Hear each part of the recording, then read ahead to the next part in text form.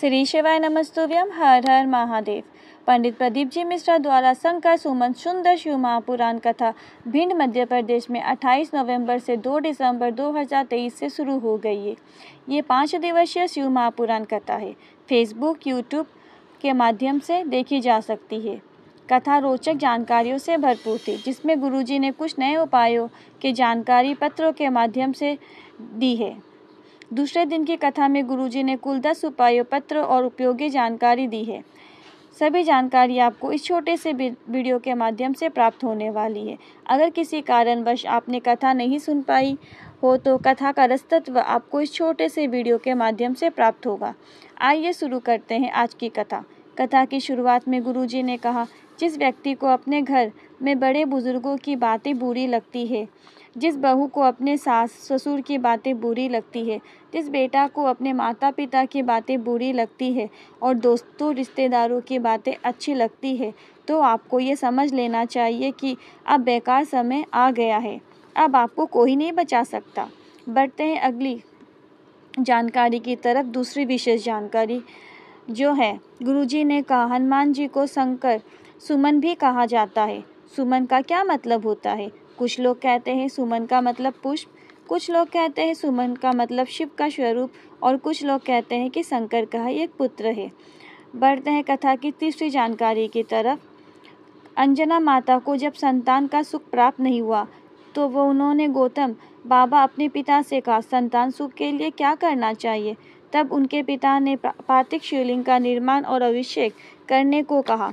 पार्थिव शिवलिंग निर्माण करके पूजा करने वाला व्यक्ति को फल हमेशा प्राप्त होता ही है, ये निश्चित है। माता अंजना ने पार्थिव शिवलिंग का निर्माण किया, पूजा अर्चना अभिषेक किया।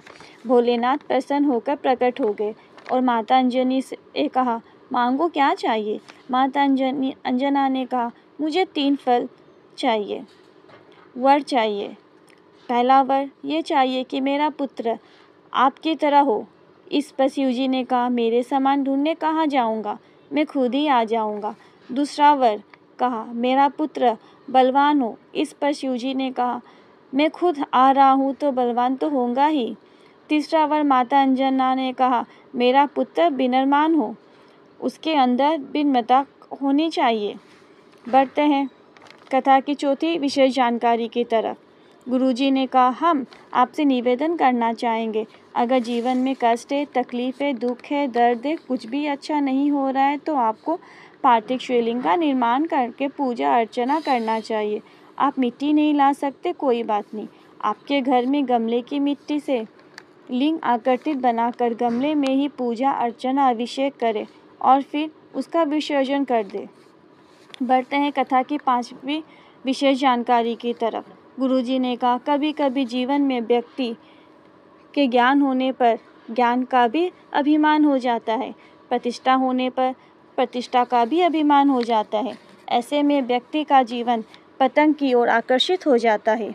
बढ़ते हैं कथा में छठी जानकारी की तरफ। गुरुजी ने उत्तराखंड के बारे में बताते हुए कहा, उत्तराखंड में 17 दिन से जो लोग सुरंग में फंसे हुए थे, मैं उत्तराखंड भारत सरकार को धन्यवाद देता हूँ कि सब लोग 17 दिन बाद बाहर आ गए हैं। ये हनुमान जी और भोलेनाथ की कृपा है और सभी लोगों का आभार व्यक्त किया। बढ़ते हैं कथा की 7वीं विशेष जानकारी की तरफ। गुरुजी ने कहा, पशु, पुरुष और महापुरुष में क्या अंतर होता है? पशु वो होता है जो दूसरों का दुख देखकर हंसता है और कहता है, इसके साथ ऐसा ही होना चाहिए, इसने ऐसा किया ना, इसीलिए इसके साथ ऐसा हुआ है। ये बहुत पापी है। अगर आप ऐसा करते हैं तो आप पशु की श्रेणी में आते हैं। पुरुष ऐसे होते हैं जो दूसरों के दुखी में दुख, दूसरों के सुख में सुखी हो जाते हैं और महापुरुष वो होते हैं जो दूसरों के दुख में दुखी तो होते हैं और पर साथ दुख में खड़े हो जाते हैं और प्रयास करते हैं कि वो उनके साथ खड़े रहें और उनको उस दुख से बाहर निकालें। ये महापुरुष की श्रेणी में आते हैं।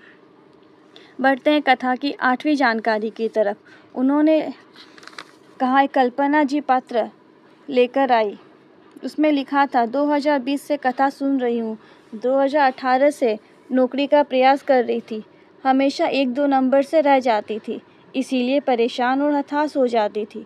2021 में पार्थिव शिवलिंग का निर्माण किया, पूजा अर्चना की, अभिषेक किया ऑनलाइन गुरुजी के साथ।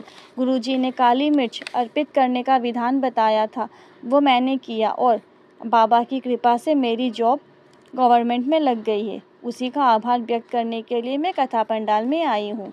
बढ़ते हैं कथा की 9वीं विशेष जानकारी की तरफ। शालिनी शर्मा पत्र लेकर आई। उसमें उन्होंने लिखा, 1 लोटा जल सारी समस्याओं का हल। जी हाँ, मेरे भाई की नौकरी नहीं लगी थी। जल चढ़ाना शुरू किया। मैंने भाई से कहा, तू भी जल चढ़ा, मंदिर जा। उसने कहा, क्या जल चढ़ाने से नौकरी मिल जाती है? मैंने पशुपति व्रत शुरू कर दिया और डेली जल चढ़ाता मेरा भाई मंदिर जाकर। आज उसकी BSF भारतीय सेना में जॉब लग गई है। उसी का आभार प्रकट करने के लिए मैं कथा पंडाल में आई हूँ। बढ़ते हैं कथा की 10वीं और अंतिम जानकारी की तरफ। शंकर की कथा या शिवलिंग मंदिर जाए तो कभी भी झूठ बोलकर ना जाए। गुरुजी ने कहा, कभी भी धार्मिक स्थल पर, चाहे वो शंकर का मंदिर हो या किसी धार्मिक कथा या कोई भी पूजा के लिए आप कहीं जा रहे हो, तो कभी भी झूठ बोलकर नहीं जाना चाहिए। ये श्रेष्ठता नहीं है। आज की वीडियो में बस इतना ही। अगर मेरे द्वारा दी गई जानकारी आपको ज़रा भी हेल्पफुल लगी हो तो कमेंट में हर हर महादेव लिखना ना भूलें और साथ ही लाइक, शेयर और बेल आइकन को क्लिक करना ना भूलें, जिससे जब भी मैं न्यू वीडियो अपलोड करूं आपको नोटिफिकेशन मिल जाए और आप वीडियो को देख सकें। Thank you for watching. Shri शिवाय नमस्तुभ्यम। हर हर महादेव।